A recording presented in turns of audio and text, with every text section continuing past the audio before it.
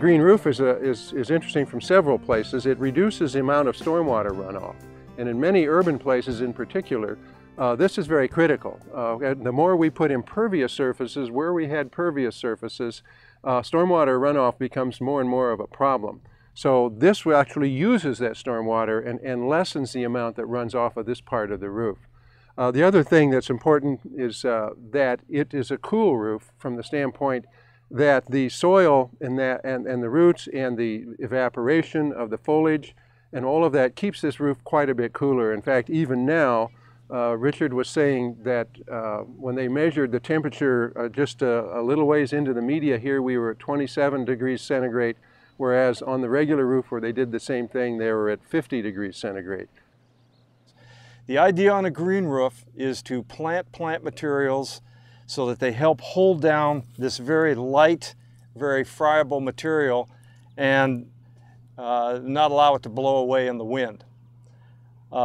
We've got about 20 different species here, and I was fortunate enough to be able to work with the Pioneers Prairie Nature Center staff in designing the layout of the plants so that we both could get some research information and research data, as well as get the roof planted.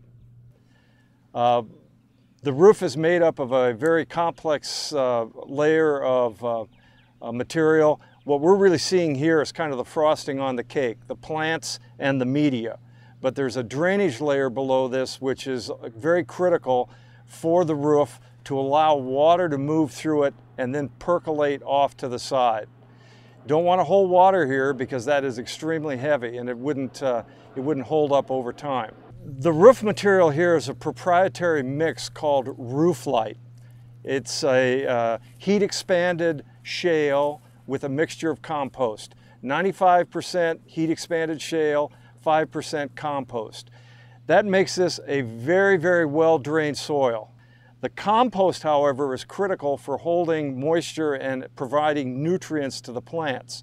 Now, we've got a wide variety of prairie plants here, things like Scribner's panic grass. We have some dwarf amorpha. We've got several of the Bouteloua gracilis, Bouteloua hirsuta, and Bouteloua curtipendula. These grama gases are particularly suitable for this kind of a hot, windy climate that you find up on top of a roof. We've also added a few legumes because those will fix nitrogen and supply, we hope, in the future, some nitrogen. These first couple of years are going to be an establishment phase here. We're not going to treat this like a garden where you try to get immediate establishment, because if the tops get too overgrown, then it won't be able to the plants may not be able to make it through the winter. This roof has been specially designed by the architects, including a structural engineer, in order to support the weight of the material. The weight here is much higher than you're going to find on a residential roof.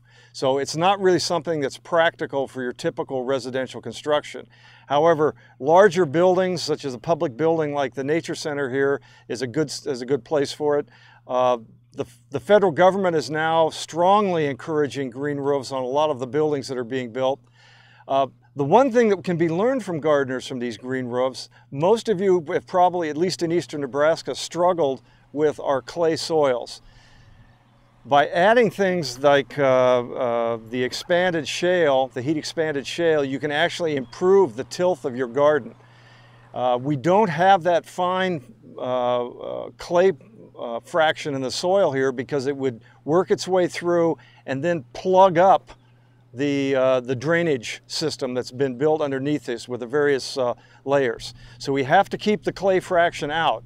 So if you could in fact add some heat expanded shale to your own clay laden garden, you'll probably find the drainage would be improved. One of the things that the cooperation between Richard Sutton and the Nature Center is providing us is this is really an experimental plot. So we can't know for sure what will and won't work, but we should learn a lot from it, and I think that's another valid role for this public project.